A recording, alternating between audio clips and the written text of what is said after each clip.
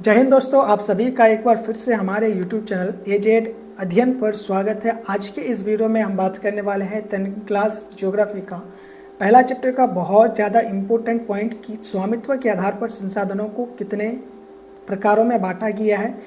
तो पहले जो दो वीडियोज़ थे उनमें हमने उत्पत्ति के आधार पर पढ़ा था, संसाधन क्या होता है उसके बारे में पढ़ा था, मनुष्य का दिमाग क्यों सबसे महत्वपूर्ण संसाधन है ये भी पढ़ा था, और साथ ही हमने आपके समापिता के आधार पर संसाधनों का प्रकार को भी पढ़ा था। आज की इस वीडियो में हम पढ़ेंगे स्वामित्व के आधार पर संसाधनों के प्रकार को। तो देखिए, स्वामित्व के आधार पर संसाधनों के 4 प्रकार होते हैं। सबसे पहला है व्यक्तिगत संसाधन यानी कि इंडिविजुअल रिसोर्सेज। इंडिविजुअल रिसोर्सेज क्या होता है उसको समझिए डिटेल में। ऐसे संसाधन जिन पर किसी एक व्यक्ति का कानूनी अधिकार होता है और जिनका उपयोग वही अपनी आवश्यकताओं के अनुसार करता है उन्हें व्यक्तिगत संसाधन कहते हैं। देखिए, ऐसे संसाधन जिनका मालिक एक इंसान है, जैसे कि मेरे पास अगर कोई सामान है तो उसका मालिक मैं हूँ और उनको मैं अपने हिसाब से कैसे भी इस्तेमाल कर सकता हूँ, तो वो क्या है, मेरे लिए व्यक्तिगत संसाधन में कानूनी रूप से मैं उनका मालिक हूँ।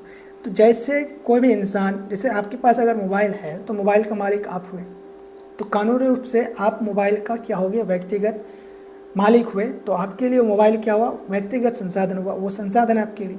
उसी तरीके से आपके पास जो भी संसाधन है, किताब आपके लिए व्यक्तिगत संसाधन है। किसी के पास ज़मीन है तो वो उसका ज़मीन व्यक्तिगत संसाधन है जो एक इंसान के नाम है। ठीक है, इसके उदाहरण देखिए, कृषि का भूमि, निजी घर, वाहन, निजी कुएं, नलकूप, व्यक्तिगत मोबाइल और लैपटॉप आदि बेसिकली आप लोग समझ गए होंगे।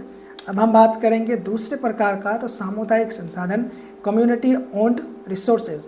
यहाँ पे ऐसे संसाधन जिनका उपयोग किसी समुदाय विशेष द्वारा सामूहिक रूप से किया जाता है, मतलब कि कोई एक समुदाय उस संसाधन का इस्तेमाल करता है, उसको सामुदायिक संसाधन कहेंगे।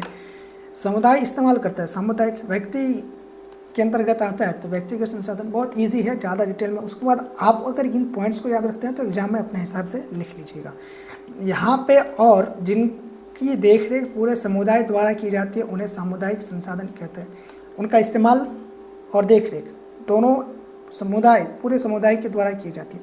जैसे व्यक्तिगत, किसी व्यक्ति के पास अगर ज़मीन है तो उस ज़मीन का देखरेख वो खुद करेगा, इस्तेमाल भी वो खुद करेगा। समुदाय के पास है तो समुदाय उस संसाधन का देखरेख भी करेगा, इस्तेमाल भी करेगा।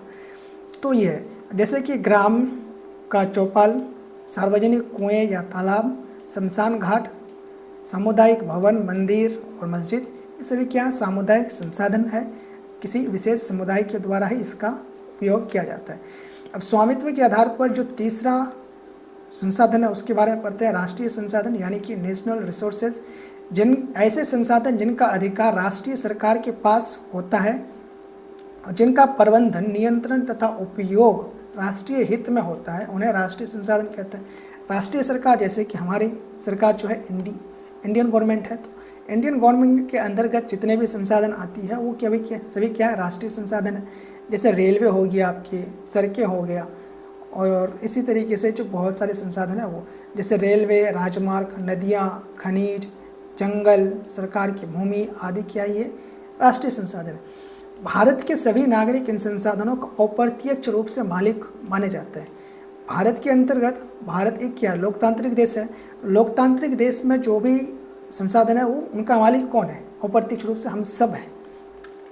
उसके बाद हम बात करते हैं अंतर्राष्ट्रीय संसाधन का, इंटरनेशनल रिसोर्सेज।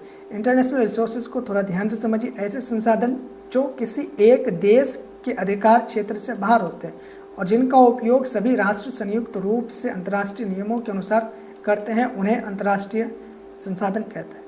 जैसे कि सामुदायिक संसाधन था, एक समुदाय के सभी लोग उसका इस्तेमाल कर सकते हैं। उसी तरीके से अंतर्राष्ट्रीय संसाधन, जो दुनिया में जितने भी देश हैं उस सभी उन संसाधनों का इस्तेमाल कर सकते हैं, तो वो क्या हो गया, अंतर्राष्ट्रीय संसाधन हो गया। जैसे कि देखिए, समुद्र की, यहाँ पे समुद्र का अंतर्राष्ट्रीय जल क्षेत्र 200 किलोमीटर नॉटिकल माइल से बाहर का क्षेत्र, जैसे कि अटलांटिका, बाहरी अंतरिक्ष, महासागरों की गहराइयों में ये होगा। तो बस आज की वीडियो में इतना ही। अगले वीडियो में हम बात करेंगे विकास के आधार पर संसाधनों के प्रकार के बारे में, तो चैनल को सब्सक्राइब कर लीजिएगा।